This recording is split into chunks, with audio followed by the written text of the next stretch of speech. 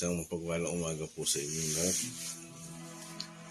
Salamat sa Panginoon sapagkat tayo ay muli ay binangon niya. Bilang Diyos sapagkat malamig dito. Bago ang lahat, tayo muna ay mawit ang aming Diyos. Salamat sa Panginoon.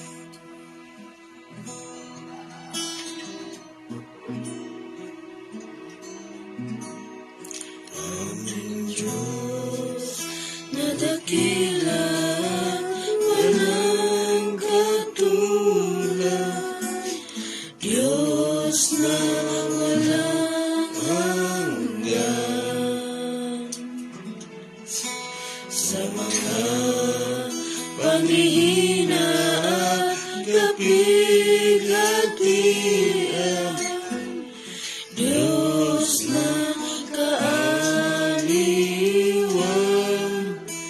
hindi nagkukulang, di bumibigo, Diyos na di nagbabago, isang kaibigan, kagapayan, matatakbuhan. Diyos na lagi nakalagay ang Diyos. O Diyos, ang aming pag-asa, sa bawat araw ang aming ninanasa, sa aming buhay bibigyan kaluluwa, parangalan ng iyong dakila, pangalan kayo ang Diyos. Hallelujah. Kayo, Diyos, ang aming pag-asa, sa bawat araw ang aming ninanasa, sa aming buhay bibigyan kaluluwa, parangalan ng iyong dakila, pangalan kayo ang Diyos. Hallelujah. Kayo, Diyos, ang aming pag-asa, sa bawat araw ang aming ninanasa, sa aming buhay bibigyan kaluluwa, parangalan ng iyong dakila, pangalan aming Diyos. Hallelujah. Mula sa umpisa, aming Diyos na dakila, walang katulad, Diyos na walang hanggan. Sa mga panghihina at kapighatian, Diyos na kaaliwan, hindi nagkukulang, di bumibigo, Diyos na di nagbabago, isang kaibigan, kagapayan, matatakbuhan. Diyos na lagi nagalaan, kayo ang Diyos. Hallelujah. Kayo, Diyos, ang aming pag-asa, sa bawat araw ang aming ninanasa, sa aming buhay bibigyan kaluluwa, parangalan ng iyong dakila. For the last time, kayo ang Diyos. Hallelujah. Kayo ang Diyos, ang aming pag-asa, sa bawat araw ang aming ninanasa, sa aming buhay bibigyan kaluluwa,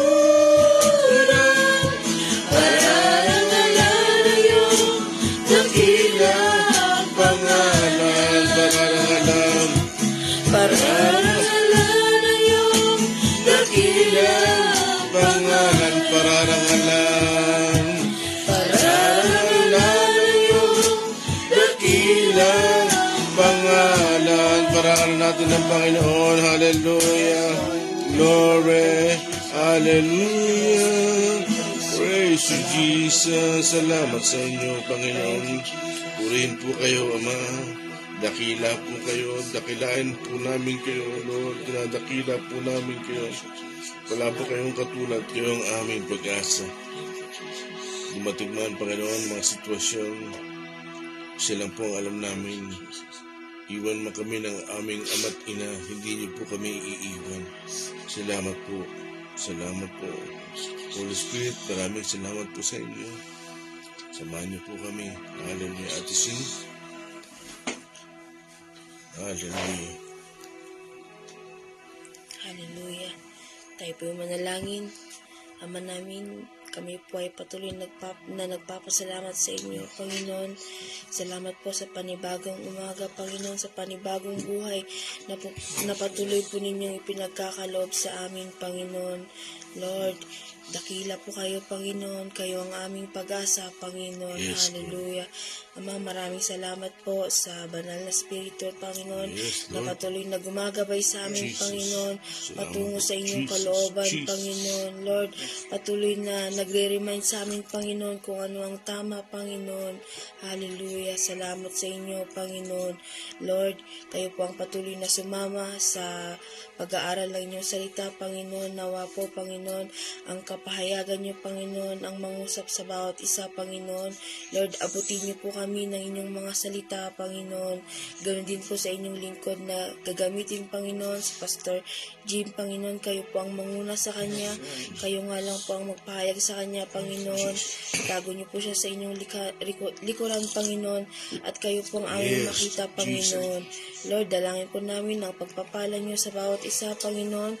Ganoon din po sa FB Live, Panginoon. Na, Lord, hindi po maiksi ang inyong kamay, Panginoon, para abutin ng bawat isa, Panginoon. Ito po ang aming dalangin sa pangalan ni Jesus. Amen and amen. Good morning po sa bawat isa na kasama po namin sa FB Live. Good morning po, Brother Alan Rocreo, Sister Aquino Raymar, Sister Anita Katembung, Pastora Anessa Romero, Brother Udi G. Velasco, Sister Morena Mateo, Sister Liway Anorico, Sister Vicky Joaquin, Brother J.D. Salarda, Sister Elinita Arandugue, Pastora Mary Chris Claudio, Brother Julius Regalado, good morning po, Sister Dina Toledo, Sister Crisel Centeno, Brother Jas Felipe, Auntie Rosalie, Pastora Leonora de los Santos. Good morning po. Amen. Praise God. Tayo papatuloy na. Salamat sa Panginoon. Ising na ba kayo? Amen. Amen. Okay, nandito pa rin tayo sa bulag na gumaling. So, magitan ng putik.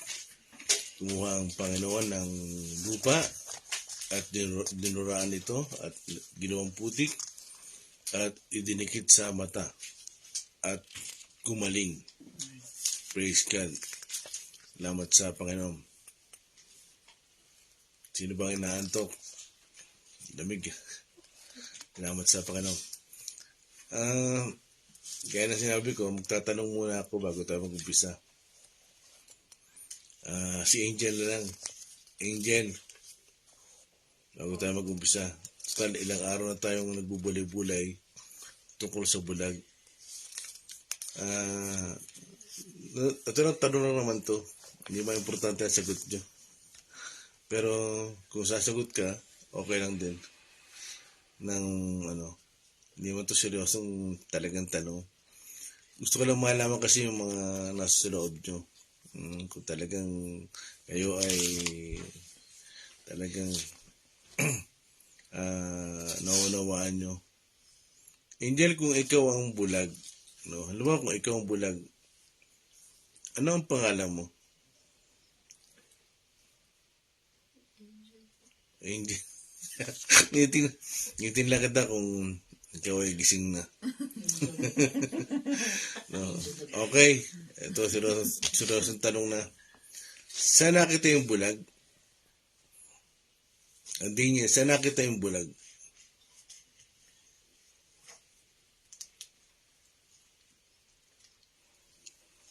Sa daan. No? Okay. Gising ka na ba yung din yan? Okay. Gising ka na. Okay. Tayo papatuloy na sa ating pag-aaral. Kaya kapag pa ako nagtatanong kay Starami, tinatanong ko siya kung siya ay bulag, ano ang pangalan niya? Sabi niya, parehas. Sabi, anong parehas? No. Kasi talaga napakahirap maging bulag. Alam nyo, nakarelate ako dyan sa pinag-aaral natin kasi iba yung inborn na bulag na hindi nakakita ng liwanag. Iba. Pero mas masakit pag ikaw ay nakakita at nabulag ka. Masakit yun. Iba ang bigat doon. Pero isa lang ang pinakamaganda sa lahat. Natagpuan siya ng Panginoon. Amen. Yun ang pinakamaganda sa lahat. Kagaya nga sa verse 3 ng John chapter 9 verse 3, bakit daw nabulag yung lalaki? Hindi dahil nagkasala ang kanyang magulang o siya. Kundi sa pamamagitan niya ay mahahayag ang kapangyarihan ng Diyos. Now, ito talaga yung tanong ko. Nahayag na ba ang kapangyarihan ng Diyos sa inyo? Ulitin ko yung tanong, nahayag na ba ang kapangyarihan ng Diyos sa pamamagitan ninyo? Amen. Yan. Kasi yun talaga yung layunin ng Panginoon. Ihayag yung kapangyarihan niya sa pamamagitan natin. Kaya dyan makikita talaga kung talagang tayo ay nakakita o nananatiling bulag. Naunawaan. Amen. Kaya, Sister Rami, yung ating text, tuloy-tuloy lang, pakibasa. Mula sa John 9, verses 24 hanggang 30, at ang topic po natin ay I was blind but now I see part 4. Verse 24, muli nilang ipinatawag ang dating bulag at sinabi sa kanya, sa pangalan ng Diyos, magsabi ka ng totoo. Alam namin ang taong iyon ay makasalanan. 25, sumagot siya, hindi ko po alam kung siya ay masamang tao o hindi. Isang bagay po ang alam ko. Ako'y dating bulag, subalit ngayon nakakakita na. 26, ano ang ginawa niya sa iyo? Paano niyang pinagaling ang iyong mga mata? Tanong nila. 27, sumagot siya, sinabi ko na po sa inyo at ayaw naman ninyo akong paniwalaan. Bakit gusto ninyong marinig muli? Nais ba ninyong maging alagad din niya? 28, at siya'y kanilang minura. Ikaw ay alagad niya, ngunit kami mga alagad ni Moises. 29, nalalaman naming nagsalita ang Diyos kay Moises, ngunit ang taong iyon ni hindi man namin alam kung saan siya nanggaling. 30, sumagot ang lalaki, iyan nga po ang nakapagtataka. Hindi ninyo alam kung saan siya nanggaling. Gayunpaman, pinagaling niya ang aking mga mata. Amen. I-recite natin lahat yung yung ating topic. I was blind. Tayong lahat. I was blind, but now I see. Amen. Diyan tayo. Buong chapter na niya, talagang makita nyo kung ano ba talaga yung nakita, niliwanagan. Kaya, sa verse 24-25, Sister Rami, muli nilang ipinatawag ang dating bulag at sinabi sa kanya, sa pangalan ng Diyos, magsabi ka ng totoo. Alam naming ang taong iyon ay makasalanan. 25, sumagot siya, hindi ko po alam kung siya ay masamang tao o hindi. Isang bagay po ang alam ko. Ako'y dating bulag, subalit ngayon nakakakita na. Now, tatanungin ko yun. Sa verse 24, anong sabi niya? Sa pangalan ng Diyos. Tatanungin ko kayo, ano ang pangalan ng Diyos? Meron bang gusto sumagot? Jesus. Now, from sa Old Testament, no, merong iba't ibang sitwasyon na napakalawak kasi ng pangalan ng Diyos eh. Kaya, alam niyo bakit? Diyos nga siya eh. Hindi mo siya kayang basta i-describe. Kaya ang Diyos, sa iba't ibang sitwasyon, sa iba't ibang panahon, nagpapakilala siya. Halimbawa, sa Old Testament, sa Exodus, ano ang pakilala niya? Ano ang sabi ni Moses? Ano po ang sasabihin ko? Pag tinanong ni Paraon kung sino ang nagsugo sa akin, ang sabihin mo, ako nga. Ang pinadala ka o sinugo ka ni ako nga. I am. At pinag-usapan natin ang ibig sabihin ng I am. Ang ibig sabihin ng I am is to exist. No? To be there. To be present. Yun ang I am. Ipapakilala niya kung sino siya. Di ba minsan meron tayong salita na hindi mo ba ako kilala? Gusto bang magpakilala ako sa iyo? Di ba may mga ganun tayo, no? Talagang nasa parang actor mga dialogue na kanto Ganyan din yun. Yung sinabi na baka na I am, talaga namang nagpakilala siya. Paano yun? 10 salot. Bago pa lang siya nagpakilala, pinatitikas niya na yung puso ni Paraon. Ibig sabihin, talagang nais niyang ipakita kung sino siya, kung sino ang Diyos na makapangyarihan. Sa iba't ibang panahon, may pagkakataon na sabi sa sulat ni David, iwan man ako ng aking ama't ina, hindi ako iiwanan ni Yahweh.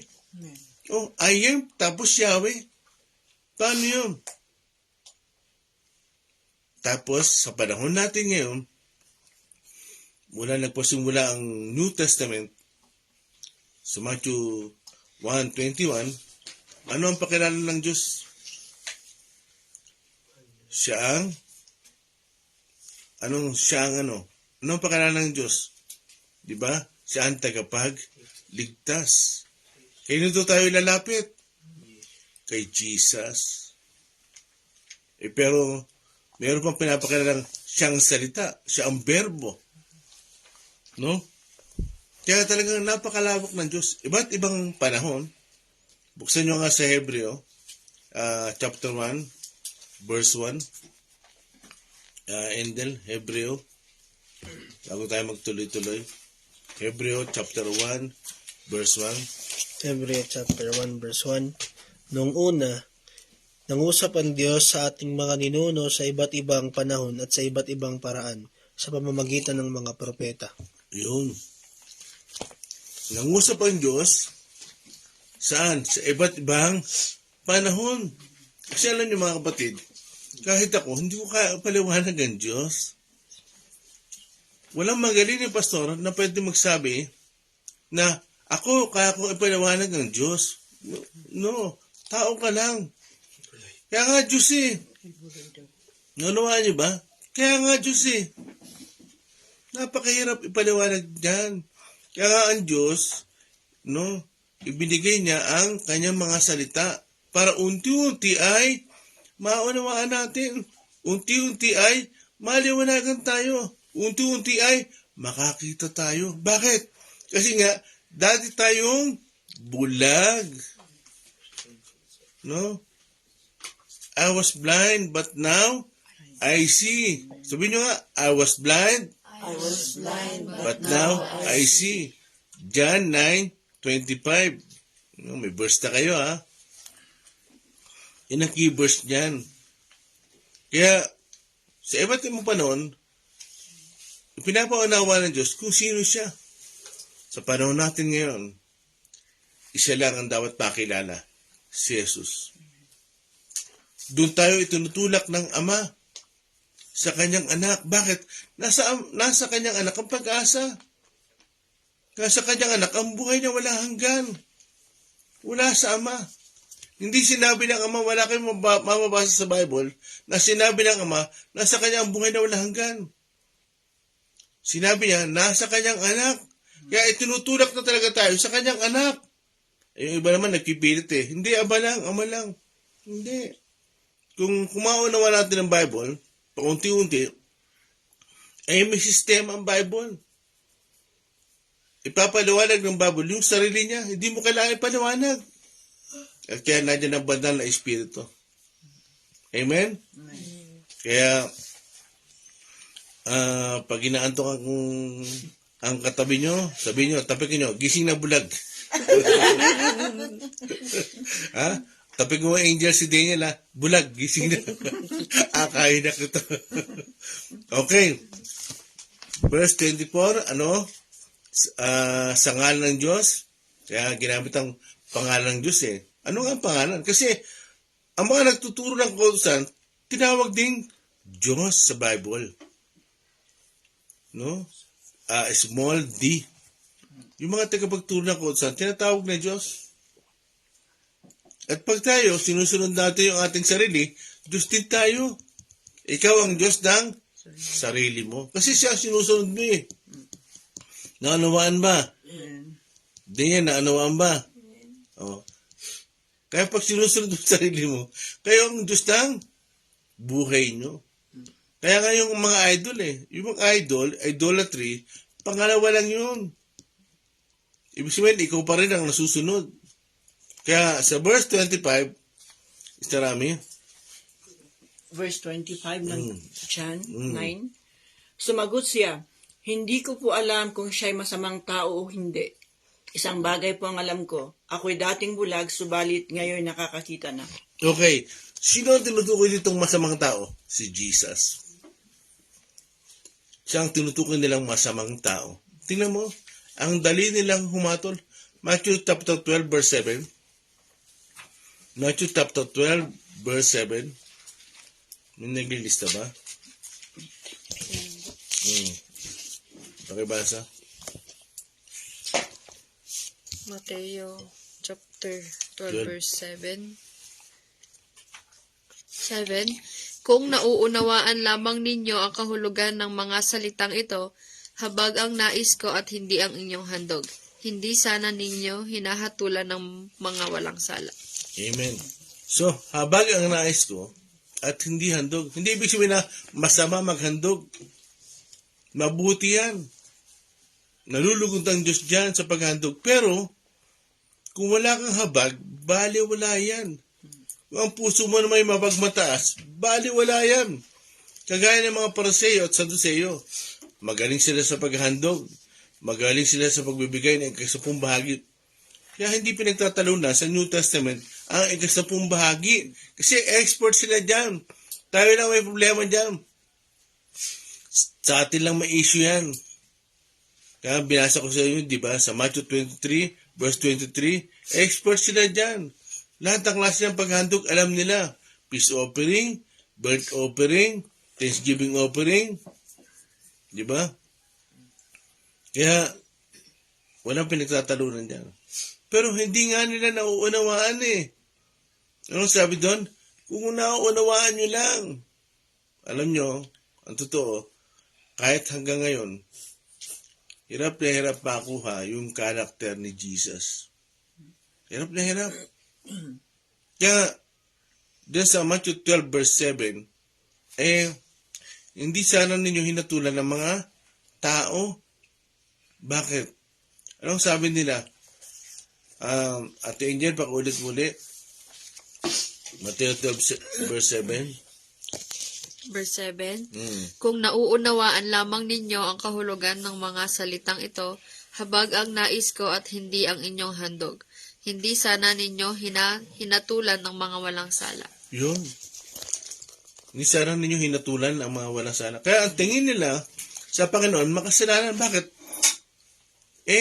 Hindi sumusunod sa araw ng Sabat eh. Hindi nila nauunawaan ang ibig sabihin ng Sabat eh. No, ibig sabihin ng Sabat, naglalaan ka ng araw para sa Diyos. Yan ang ibig sabihin ng Sabat. Ano di ba? Naglalaan ka ng araw. Araw ng Diyos yan, wag mong kunin. Kahit double paper, wag mong kunin kasi araw ng Diyos yan. Ang tunay na naglilingkod sa Panginoon, ang mga tunay na anak ng Diyos, hindi siya masaya pag kinukuha niya ang araw ng linggo. Naunawaan ba? Kaya, yan maunawaan natin, ang si Diyos ay sa Diyos. Kaya, Kung ulitin natin yung 25, verse 25, ang alam ko lang, ako'y bulag at ngayon ay nakakita. Ituloy mo nga 20, hanggang 28 bago ko tuloy-tuloy magsalita. John 9:27 to 26 to 28. Ano ang ginawa niya sa iyo? Paano niyang pinagaling ang iyong mga mata? Tanong nila. 27. Sumagot siya, sinabi ko na po sa inyo at ayaw naman ninyo akong paniwalaan. Bakit gusto ninyong marinig muli? Nais ba ninyong maging alagad din niya? 28. At siya ay kanilang minura. Ikaw ay alagad niya. Ngunit kami mga alagad ni Moises. Duruin nyo, minura siya. May nagmumura pala sa Bible. No? Tingnan nyo kung sino nagmumura. Mga talagang sinasabi nilang alam nila ang kautusan. Kaya, bakit hindi nila mapigil ang bulag sa pagsasalita ng katotohanan? Bakit pa ulit-ulit yung mga Pariseo? Paano ko ba gumaling? Talagang hinahanapan ng mali ang Panginoon. Paano ko ba gumaling? Bakit hindi mapigil ang bulag? Alam niyo ba, kung meron mang unang nakaranas na usigin sa Bible, isa yung bulag. Isa yung bulag. Bago pa ang mga apostol. Diyan pa lang, nakaranas na siyang usigin. Kaya, bakit hindi nila mapigil sa pagsasalita yung bulag? Alam natin, nung siya ay bulag, dinigitan siya ng putik at gumaling siya, hinayaan niya. Sa pamagitan ng kanyang pananampalataya, ay dikit sa kanya, ilagay sa kanya yung putik. No? Hinayaan niya yun at siya ay pumunta ng Siloa. Sumunod siya. Sa pamagitan ng kanyang pagsunod. Kasi alam nyo, ang mga tunay na mananampalataya, sumusunod. Yun talaga yun. Pag ikaw ay tunay na mananampalataya, ang unang-unang mangyayari sa iyo, meron kang pagsunod. Meron kang pagpapasakop. Meron kang pagpapakumbaba, humility. Kaya, bakit hindi mapigil ang bulag sa pagsasabi sa kung ano nangyari sa kanya, sa pagsasabi kung ano nangyari sa kanya? Alam niyo ba kung bakit? May naranasan siya. May nangyari sa kanya. Kasi naka-experience siya. Napakahirap pag yung bulag. Alam niyo ba? Kaya, dyan sa ating mga pinagbubulay-bulayan, makikita nyo kung sino talaga yung bulag. Di ba sabi ko sa inyo kahapon? Bakit hindi maunawaan ng mga Pariseo yung sinasabi ng bulag? Kasi ang totoong bulag hindi yung lalaki. Yung Pariseo. Yung mga tagapagturo ng kautusan. Sila yung totoong bulag. Bakit? Hindi nila nakikita yung gawa ng Diyos. Di ba sa verse 3? Ano sabi sa verse 3? Chapter 9, verse 3? Okay, pakibasa. Sumagot si Jesus, ipinanak siyang bulag, hindi dahil sa nagkasala siya o ang kanyang mga magulang, kundi upang mahayag ang kapangyarihan ng Diyos sa pamamagitan niya. Yun. Inihahayag ng Diyos yung kapangyarihan niya. Kaya nga tanong ko sa inyo kayo ba nahayag na ang kapangyarihan ng Diyos sa inyo? Now, gusto kong makita nyo ito. Simula nakakita yung bulag, hindi na siya tinantanan, inuusig na siya. Alam nyo ba ang mga nakakita? Inuusig yan. Pag talaga kayo ay nagpasimula na makakita, uusigin na kayo. Ihanda nyo ang sarili nyo. Hindi na yung matatapos. Makakala nyo matatapos yan.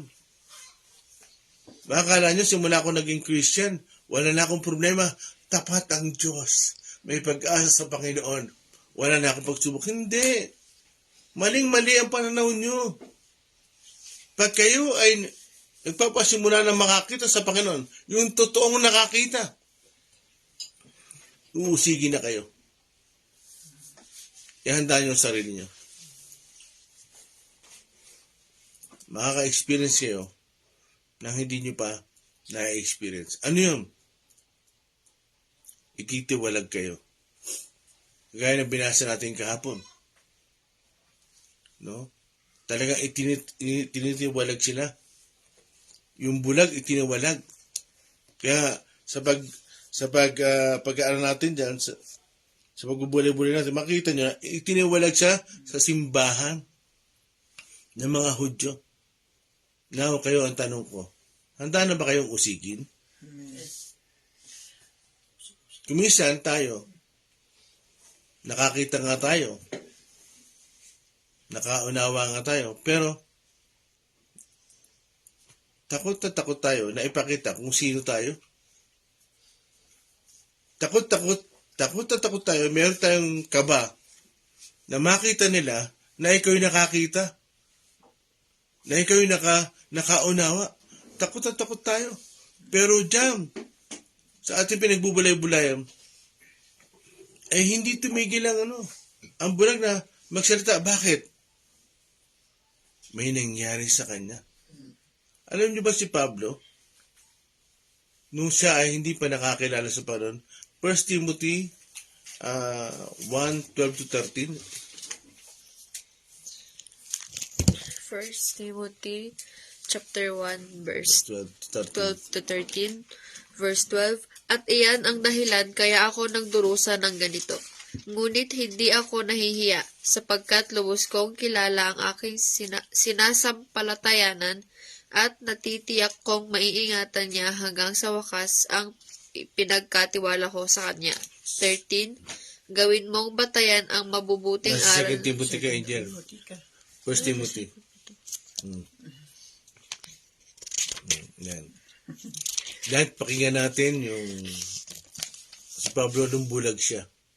Sige. 1 Timothy chapter 1 verse 12, 13. Verse 12, Nagpapasalamat ako sa ating Panginoong Hesukristo na nagbibigay sa akin ng lakas dahil itinuring niya akong karapat-dapat na maglingkod sa Kanya. 13. Kahit na noong unay nilapastangan, inusig at nilait ko siya. Sa kabila nito'y nahabag sa akin ng Diyos sapagkat hindi ko nalalaman ang aking ginagawa noong ako'y hindi pa sumasampalataya. Yun. Si Pablo, nung siya'y dating bulag, inuusig niya ang iglesia. Kasi bakit? Hindi niya nauunawaan yung kanyang ginagawa. Kaya alam, sabi ko nga sa inyo, kung minsan nonsense makapagtalo. Makapagdebate, nonsense yan. Bakit? Alam nyo, kahit na pagdiinan yung gusto, hindi niya maunawaan yan. Hindi niya maintindihan yan. Ang pag-pray nyo, makakita siya. Kasi, pag hindi nauunawaan ang gusto niyong sabihin, hindi niya talaga maunawaan. Bakit? Bulag siya. Ay pag-pray nyo, buksan na nyo sa mga mata niya at isipan niya. Kaya nonsense na makapagtalo. Alam niyo ba sa Genesis pa lang, dalawa pa lang ang tao. Ang salita ng Diyos, tinitwistan ni Satan. At hindi natapos yon. At pagdating sa New Testament, tinitwist pa rin. At pagdating sa panahon natin ngayon, tinitwist pa rin. Kaya talagang hindi natatapos yan. Ay pag-pray nyo, mga kapatid, mabuksan ang mga mata ng tao at isipan. Makakita sila. Kasi tandaan nyo mga kapatid, pag kayo ay nakakita, ang mga uusig sa inyo, bulag. Ulitin ko, pag kayo ay totoong nakakita, hindi pwedeng hindi kayo uusigin. Bakit? Pag hindi kayo inusig, bulag pa rin kayo. At pag talaga kayo ay nakakita na, uusigin na kayo ng mga bulag. Naluhan niyo ba yun? Amen. Yung mga hindi nakakaunawa, uusigin kayo nila. Kaya di ba, si Pablo, nung hindi siya nakakaunawa, hindi niya alam yung kanyang ginagawa. Anong ginawa ng Diyos sa kanya? Binuksan yung kanyang mga mata at kanyang isipan. Naunawaan niya. Ganun din tayo. Kaya, kayo ba, tatanungin ko kayo, handa na ba kayo manindigan para sa Panginoon? Gaya ng pinag-uusapan natin, anong ginawa sa bulag? Minura siya. Bro, yun, nagmumura pala ang Pariseo. Sa verse 30, no? Pag yan ay tinuloy-tuloy natin, itiniwalag siya. Tatanungin ko kayo, handa na ba kayong usigin? Handa na ba kayong usigin ang inyong mga magulang? Handa na ba kayong layuan ang inyong mga kaibigan para sa Panginoon? Handa na ba kayo na natanggapin na kakaiba kayo? Na para kayong siraulo para sa Panginoon? Handa na ba kayo? Tanongin niyo ang sarili niyo. John, ano sabi sa verse 30, Tarami? Verse Verse 30. 30 ng John 9. Sumagot ang lalaki, iyan nga po ang nakapagtataka. Hindi ninyo alam kung saan siya nanggaling. Gayunpaman, pinagaling niya ang aking mga mata. Yun. Praise God. Nakaunawa yung bulag. Nakaranas ng kapangyarihan ng Diyos sa pamamagitan ng bulag, no? Ipinahayag yung kapangyarihan ng Diyos sa pamamagitan niya. Kaya, mga batid, gusto ko sabihin sa inyo, sa pamamagitan nyo, mahayag ang kapangyarihan ng Diyos. Kung maninindigan kayo, mahayag ang kapangyarihan ng Diyos sa kanya. Pero kung kayo, pipikit-pikit, ay hindi makikita ang kapangyarihan ng Diyos. Mga kapatid, hindi sa blessing, makikita ang kapangyarihan ng Diyos. Kung hindi, mararanasan mo sa buhay ng isang tao. Yung isang tao, pag nababago, nahayag nga ang kapangyarihan niya. Hindi dun sa pinagpapala ka, kailangan kang bigyan ng tindahan, para ipakita ang buhay ang Diyos. Hindi doon. Hindi ganun kababaw ang Diyos. Ang talagang basehan na ang Diyos ay buhay at ang Diyos ay gumagawa pag ang buhay ng isang tao nababago. Amen. Naunawan niyo ba ako? Halimbawa, dati kang manginginom. Nakita nilang, nagbago? Buhay ang Diyos. Dati kang adik. Buhay ang Diyos. Dati kang sumasagot sa magulang mo. Buhay ang Diyos. Hindi sa tindahan. Hindi sa mga material na bagay. Hindi sa pagpapala. Kasi kahit ang si Satan, no, sa Matthew chapter 4, handa niya ring ibigay ang material na bagay sa atin. Sumambay lang tayo sa Kanya. Ang katibayan na buhay ang Diyos, yung tao, pag nababago ang buhay. Naunawan niyo ba yun? Kaya, dahil makikita at mahayag ang kapangyarihan ng Diyos pag ang isang tao nagkakaroon ng pagbago. Ano sabi sa 2 Corinthians 5:17? Pakibasa ulit. Ito kailangan natin maunawaan to. Daniel. 2 Corinthians. Parang lagi ka nagugulat. 2 Corinthians 5:17. 2 Corinthians chapter 5 verse 17. Kaya't kung nakipag-isa na kayo kay Kristo, ang isang tao, isa na siyang bagong nilalang. Wala na ang dati niyang pagkatao, sa halip, ito'y napalitan na ng bago. Amen. Isa ka ng bagong nilalang. Diyan malalaman, buhay ang Diyos. Pag ikaw ay nababago. Amen. Naunawaan niyo ba? Amen. So, dahil makita ng Diyos ay talagang kumikilos, gumagawa. Hindi siya material na bagay. At dyan, maunawaan nyo, balik tayo sa John chapter 9, talaga yung bulag talaga, hindi tumitigil na magsalita. Kasi sabi niya nga, no, ang alam ko lang, dati akong bulag, ngayon ay nakakita na. Mga batid, nakakita na ba talaga kayo? Nakakita na ba talaga kayo? Ihandaan yung sarili nyo. Talagang uusigin kayo pag ang Diyos ay gumagawa sa inyo. Bakit sinahayaan ng Diyos na usigin kayo? Kung ang Panginoon nga inusig eh. Mga kapatid, walang papasok sa langit na hindi inusig. Walang papasok sa langit na hindi nagtagumpay. Kailangan maintindihan natin at maunawaan natin kasi nga tayong lahat na nandito ay manakbo. Tayong lahat dito ay tulad ng isang sundalo. Kailangan natin magtagumpay, hindi porket biyaya. Talagang papagbiyaya ang Diyos. At siya rin ay puspos ng katotohanan. Yan ang katotohanan mga kapatid. Kailangan natin maintindihan yan. Kaya ang tanong ko siya handa ka na bang usigin? Handa ka na bang layuan ng kaibigan? Handa ka na bang layuan ng mga kapatid mo? Pag kayo ay nakakita na, mga kapatid, sabi ko nga sa inyo, noon, hindi ako nakakita. Hindi ko naunawaan yan. Pero nung binuksan ng Diyos ang aking mga mata, diyan ko naranasan na usigin ako, layuan ako. Para akong kawawa na hindi maintindihan. Parang lagi ako may sakit, parang nilalayuan ako. Sabi nga, di ba? Layuan ka man ng iyong ama't ina. Iwanan ka man ng iyong ama't ina. Hindi ka iiwan ni Yahweh. Kailangan natin maintindihan yun. Sa Matthew 28 verse 20. Ano sabi doon? Sa mga apostol, no? Pumayo kayo.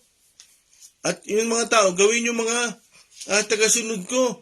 At kasama niyo ako hanggang sa dulo ng daigdig. Mga kapatid, kailangan natin maintindihan yan. Na tayo, uusigin tayo, pero, kasama mo naman ang Diyos. Merong inuusig kasi, na dahil sa kanyang kagagawan. Pero, yung mga nakakita, inuusig yan, no? May dahilan. Bakit?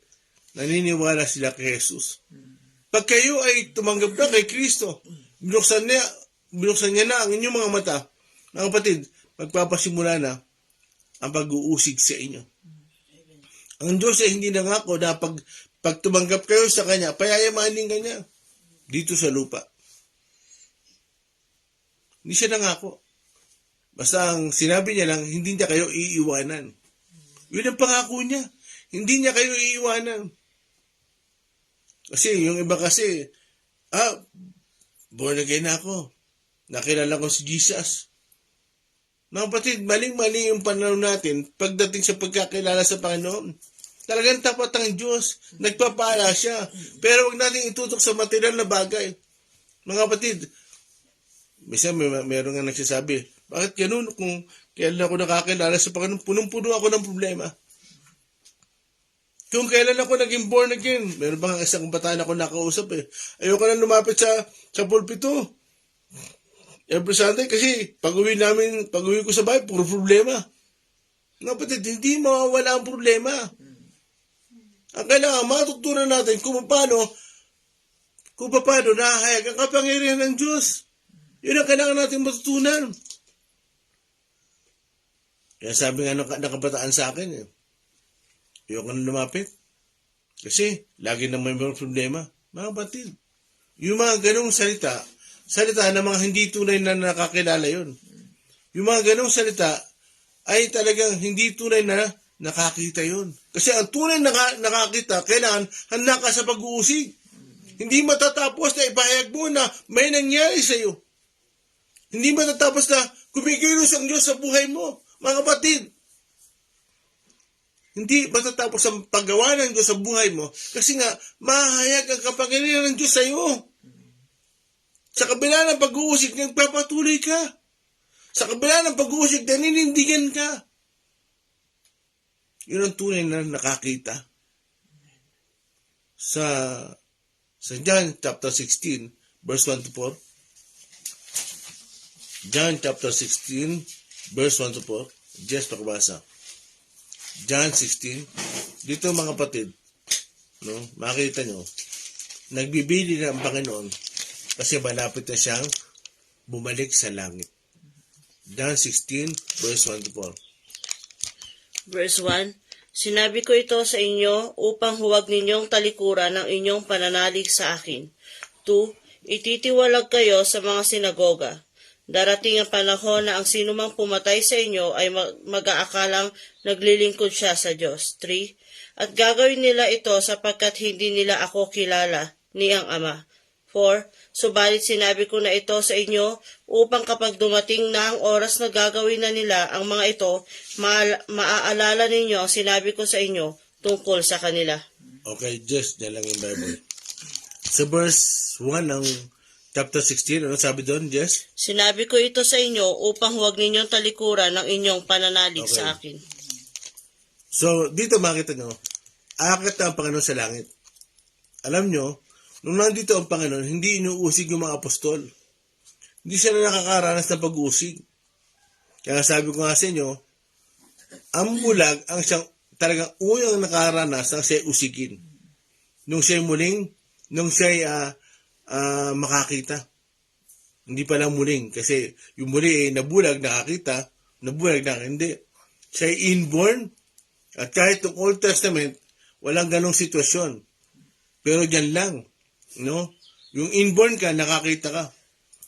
At nung siya makakita, talagang hindi na huminto ang pag-uusig sa kanya. Pero naman, mga kapatid, tingnan nyo, hindi na tumigil ang bulag sa pagsasabing siya ay nakakita at nakaunawa. Kaya, dahil sa chapter 16, verse 1, nagbibili ng Panginoon para huwag tumalikod yung mga alagad. Bakit? Uusigin na sila eh. Aalis na ang Panginoon. Kaya talagang pinagsasabihan sila. Verse 2. Ititiwalag kayo sa mga sinagoga, darating ang panahon na ang sino mang pumatay sa inyo ay mag-aakalang naglilingkod siya sa Diyos. Yun. Kaya, ano sabi dyan? Ititiwalag kayo sa sinagoga. Sinasabi yun sa mga apostol. Talagang ilalayo na kayo sa kanilang bahay-sambahan. Kaya nga kayo, tinatanong ko handa na ba kayong layuan? Handa na ba kayong pagsabihan? Layuan ng inyong mga kapatid? Layuan ng inyong mga magulang? Handa na ba kayo dahil sa Panginoon? Uusigin kayo Maling-mali ang pagkakaintindi nyo pag nakakilala kayo sa Panginoon. Ang tunay na nakakilala sa Panginoon, ang tunay na nasa liwanag, inuusig mga kapatid. Kasi nga, yung pag-uusig niya, ay nagpapakilala sumusunod ka kay Kristo. Bakit? Si Kristo nga inusig Diyan malalaman. Kaya talagang, pag inusig ka, huwag ka malulungkot.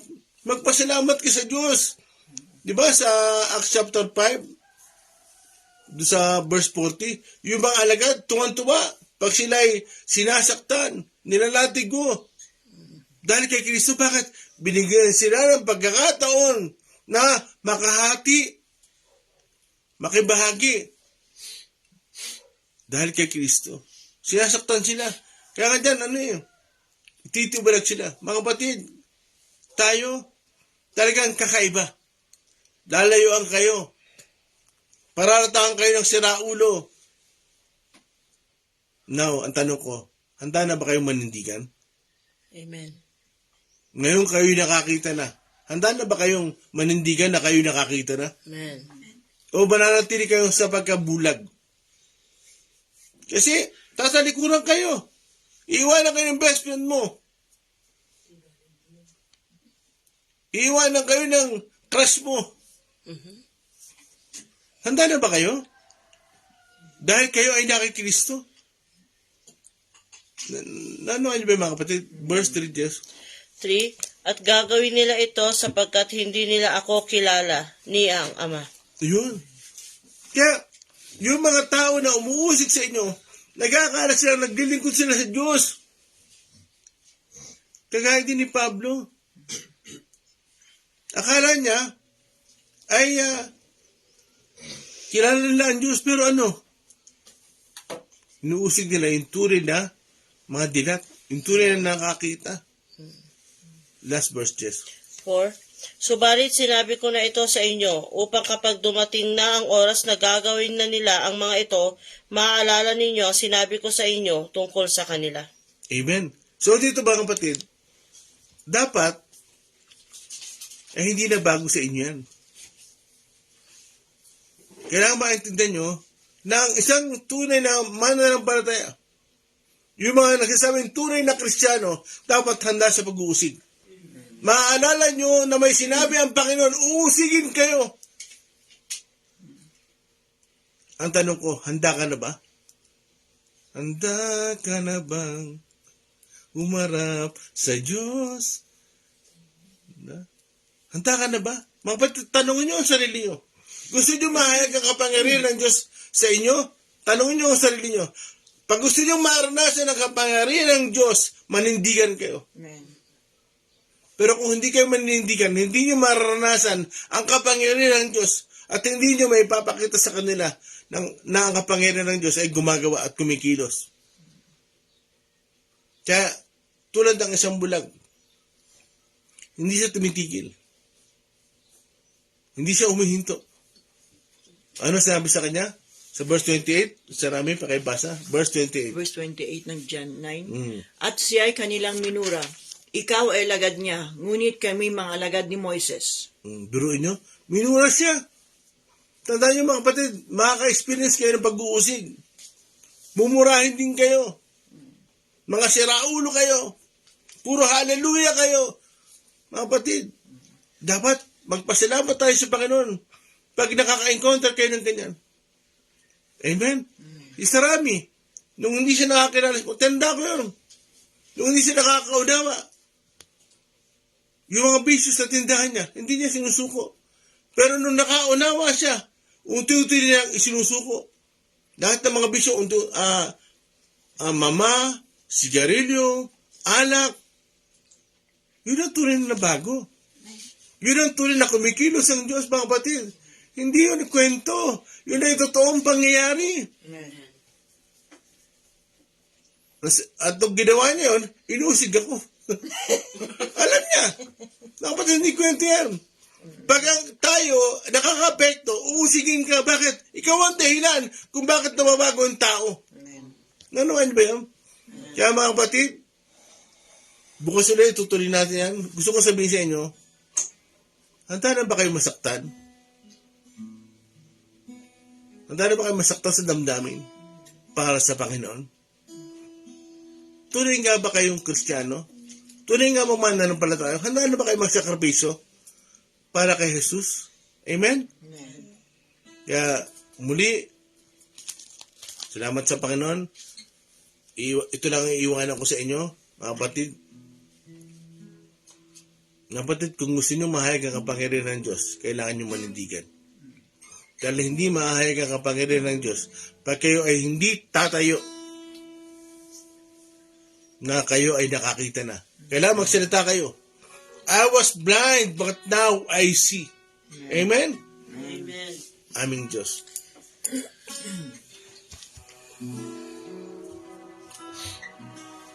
Aming Diyos, na dakila, walang katulad. Diyos na walang hanggan.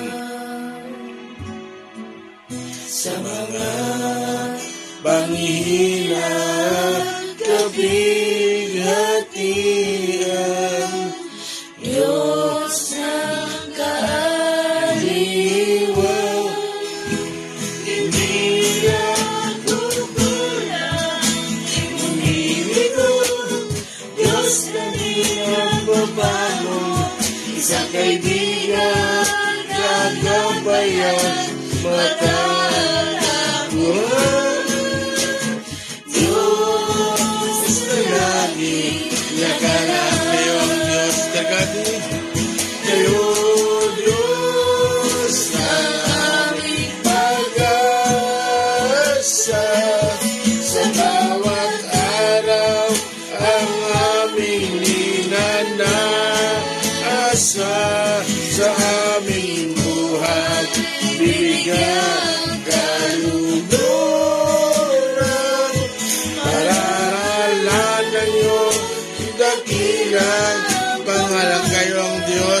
isa pa. Oh Diyos, ang aming pag-asa. Siksaya na bakang nalagay ang aming inanasa sa aming buhay. Bibigyan kalugod. Pararangalan iyong dakilang pangalan. Pararangalan iyong dakilang pangalan. Pararangalan iyong dakilang. Minsan pa, pararangalan iyong dakilang pangalan.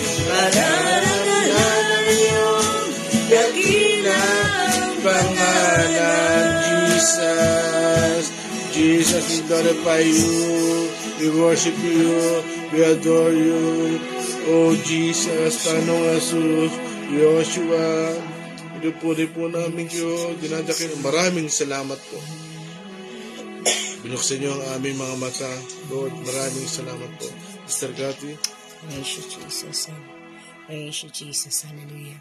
Ama, salamat po, Panginoon, sapagkat kayo po ang aming pag-asa. Kayo po ang tutugon sa aming mga pangailangan, kagaya ng bulag na aming nabasa, Panginoon. Lord, ang kanyang pangailangan ay walang nakatugon, Panginoon, kahit kailan mula nang siya ipanganak. Ngunit ikaw, nung dumating ka sa buhay niya, ikaw, Panginoon, ang nagbago, Lord, at nagpagaling sa Kanya. Gaya sa amin, Panginoon, binago niyo kami, tinugon niyo ang aming pangangailangan, at hindi natapos sa umpisa, kung hindi hanggang ngayon, ikay nariyan at kasama namin na tumutugon sa amin, Panginoon, hanggang sa aming lahat ng aming mga ilapit sa inyo, Panginoon, ayon sa inyong kalooban. Sa umaga ito, salamat, Panginoon, sa inyong kapahayagan. Dalayan ko, Panginoon, na makita rin namin ang kalooban nyo sa amin. Kagaya ng bulag na ito, sinabi nyo na hindi sa kasalanan niya o ng magulang niya, kaya siya nabulag, kundi dahil gustong mong mahayag ka, Panginoon, ang kadakilaan mo sa kanyang buhay. Nawa sa aming buhay, Lord, ay hindi sa umpisa lamang, kung hindi hanggang ngayon ay mahayag ka pa rin ang kapangyarihan po ninyo at kaluwalhatian nyo sa amin, Panginoon, sa aming mga ginagalawang bahay, lugar ng trabaho, paaralan, aming paligid, mga kapitbahay. Lord, kayo po ang makita, Panginoon, at tulungan nyo kami, Panginoon, na kayo po ay maihayag, Panginoon. Hindi matakot sa sasabihin ng iba, Panginoon, kahit itiwalag kagaya ng bulag na ito or itakwil, Panginoon. Tulungan nyo kami na manindigan sa inyo, Panginoon. At kayo, Panginoon, ay sasama. Hindi mo kami iiwan. Alam namin hindi mo kami pababayaan. Sa inyong pong mga puri at pasasalamat, O Lord, sa pangalan ni Jesus. Amen. Amen. Magandang umaga po. Good morning po kay Brother JC Gardose, Kuya Matlanga, Brother Ivan Tataro, Reggie Miguel, Mama Che, Josefina Lumapad, Sister Gina Yen, Ining Ruiz, Ulysses Alangdan, Brother Joseph Laines, good morning sa inyo, Kuya Butchog, Jerome Santos, Faustina Puentes, Pastor Emmanuel Gondraneos, Angie Sarmiento, Sister Rochelle Nopre, Brother Mario Mongcal Jr., Sister Rosalina Cabido, Joren Perez, Ninita Morgado, Pastor Arnel Arisa, good morning. Pastor JB Bakal, good morning po sa inyo.